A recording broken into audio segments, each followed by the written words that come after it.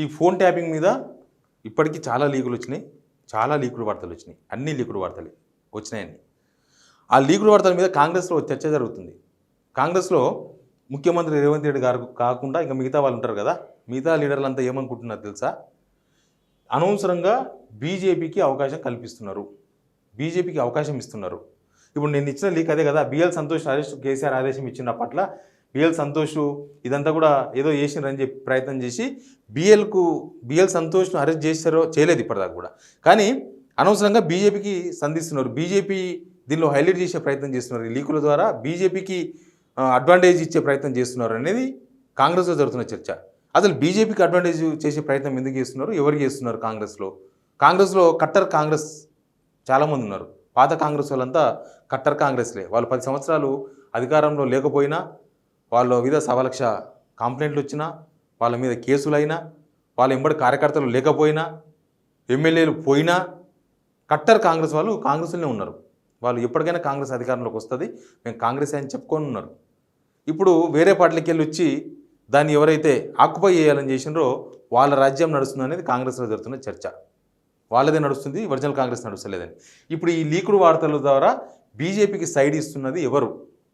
Side ఇవ్వడం ద్వారా ఆ సైడ్ ఇస్తున్న వాళ్ళ బెనిఫిట్ ఏంది, వాళ్ళకు వచ్చే లాభం ఏంది అనేది ఒక చర్చ. ఇప్పుడు ఎట్లయిపోయిందంటే రాజకీయాలు డైరెక్ట్గా జరుగుతలేవు, ఇండైరెక్ట్ రాజకీయాలు జరుగుతున్నాయి, ఇండైరెక్ట్ రాజకీయాలు. ఇప్పుడు దీని ద్వారా ఏం చెప్పిండ్రు, ఈ లీకుడు వార్త ద్వారా ఏం చెప్పగలిగినరు? లీక్ ఇచ్చిన వాళ్ళు, లేకపోతే అధికారంలో ఉన్న పెత్తనం ఉన్న వాళ్ళు, అధికారంలో ఉండి పెత్తనం చేతుల్లో ఉన్న వాళ్ళు ఏం లీక్ ఇచ్చిండ్రు? బీజేపీకి అవకాశం కల్పించారు. బీజేపీ ఏదో చేయబోయింది,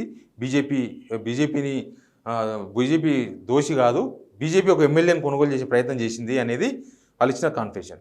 కానీ వీళ్ళు ఏం చేశారంటే దాన్ని ఎట్లా ఫోకస్ చేశారంటే బీజేపీ ఏం తప్పు చేయలేదు, బీజేపీ కరెక్ట్గానే చేసింది, కేసీఆర్దే తప్పు మొత్తం దీనిలో, కేసీఆర్ ఏదో చేయబోయిండు, కేసీఆరే లిక్కర్ కేసు కోసం బిఎల్ సంతోష్ ఇరికిచ్చే ప్రయత్నం చేసిందని బీజేపీకి సింపతి క్రియేట్ చేసే ప్రయత్నం జరిగింది. అక్కడ బీజేపీ సుధపూస అని చెప్పే ప్రయత్నం జరిగింది. కరెక్ట్గా చెప్పాలంటే బీజేపీకి ఎలాంటి దీనిలో పాత్ర లేదు, ఎమ్మెల్యేల కొనుగోలు దానిలో కావాలని చేసిన డ్రామాగా చిత్రీకరించి బీజేపీకి అవకాశం ఇచ్చిండ్రు. బీజేపీకి కాంగ్రెస్ ఎందుకు అవకాశం ఇస్తుంది? కాంగ్రెస్లో ఉన్న కొంతమంది ఎందుకు సైడ్ ఇస్తున్నారు బీజేపీకి? మిగతా కాంగ్రెస్లో నచ్చలేదు ఇది. కాంగ్రెస్ ఎప్పుడు బీజేపీని యాక్సెప్ట్ చేయదు. కట్టర్ కాంగ్రెస్ వాళ్ళు బీజేపీని ఎప్పుడు యాక్సెప్ట్ చేయరు. ఎందుకంటే వాళ్ళకి దేశంలో కాంగ్రెస్ బీజేపీ 2 ఉత్తర దక్షిణ ధృవాలు, ఉప్పు నిప్పు. బీజేపీని ఓడించనీకే రాహుల్ గాంధీ మామూలు ప్రయత్నాలు చేస్తలేరు, చూసినాం కదా, దేశమంతా తిరిగిన పాదయాత్ర చేసిండు.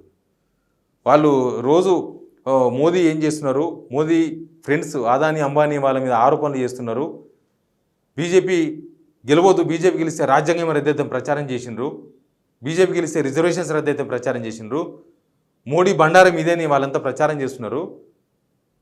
కన్యా టు కాశ్మీర్ వరకు వాళ్ళ నేతలందరూ కూడా పాదయాత్రలు చేస్తే తెలంగాణలో మాత్రం బీజేపీకి సైడ్ ఇస్తుంది కాంగ్రెస్. దాంట్లో కొంతమంది మాత్రమే ఇస్తున్నారు. కట్టర్ కాంగ్రెస్ వాళ్ళకి ఇది నచ్చలేదు. ఎందుకు బీజేపీకి అవకాశం ఇస్తున్నారు? బీజేపీని సైడ్ ఇవ్వడం వల్ల, బీజేపీకి అవకాశం ఇవ్వడం వల్ల కాంగ్రెస్కు మంచి జరుగుతుందా? కాంగ్రెస్లో ఉన్న వాళ్ళు కొంతమంది బీజేపీని లేపి నెక్స్ట్ వాళ్ళ వ్యూహం ఏంది, నెక్స్ట్ వాళ్ళ కార్యాచరణ ఏంది, నెక్స్ట్ వాళ్ళు ఏం చేయబోతున్నారు, ఇది ప్రస్తుతం కాంగ్రెస్లో జరుగుతున్న చర్చ. దీని ద్వారా అనవసరంగా బీజేపీకి సైడ్ ఇచ్చినట్టే. బీజేపీ ఎవరో సైడ్ ఇవ్వాలన్నా, బీజేపీ తెలంగాణ లేవదా అంటే లేవచ్చు, బీజేపీ ఒక పార్టీ, బీజేపీ కూడా తెలంగాణలో అవకాశం ఉండొచ్చు. కానీ కాంగ్రెస్లో ఉండి బీజేపీకి సైడ్ ఏమనేది వార్త, కాంగ్రెస్లో ఉండి బీజేపీ ఎదుగుదలకు అవకాశం ఇవ్వడం అనేది ఒక వార్త. కాంగ్రెస్ వాళ్ళు ఎప్పుడు బీజేపీ ఎదుగుదలను కోరుకోరు కదా, రాజకీయ పార్టీలు అన్నీ వేరు డిఫరెంట్ అక్కడ 2. కానీ ఇక్కడికి వచ్చే వరకు ఈ లీకులు, అంతకుముందు బండి సంజయ్ గారు కూడా ఒక కామెంట్ చేసిండ్రు, నేను రేవంత్ రెడ్డి బాధితులనే, ఫోన్ ట్యాపింగ్ బాధితులమే, ఇట్లాంటి కామెంట్స్ అప్పట్లో బండి సంజయ్ గారు చేసిండ్రు. అంటే రేవంత్ రెడ్డిని ఎందుకు దగ్గర చేసుకోవాలనుకుంటుంది బీజేపీకి అనుకూలంగా రేవంత్ రెడ్డి ఎందుకు ఇట్లాంటి వార్తలు రాపిస్తున్నారు అనేది కట్టర్ కాంగ్రెస్ నేతల్లో ఉన్న చర్చ ఇది.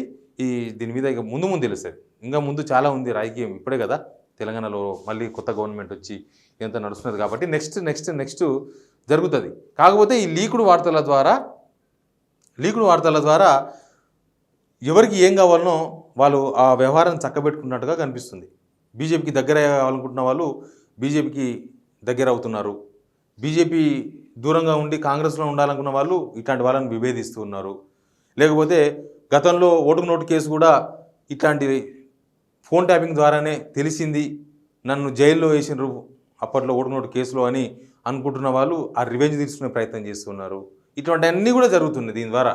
కానీ ఫైనల్గా అయితే బీజేపీకి సైడ్ ఇస్తున్న కాంగ్రెస్ ముఖ్య నేతలు ఎవరు అనే దానిపైన మాత్రం తీవ్రమైన చర్చ జరుగుతుంది కాంగ్రెస్లో. దీనిపైన ఢిల్లీ దాకా చర్చ ఉంది. దీని మీద తదుపరి ఏం జరుగుతుందో వార్తలు ఇప్పుడు మారుతున్న డైనమిక్స్ కాబట్టి ఏం జరుగుతుందో చూద్దాం. Please subscribe signal TV.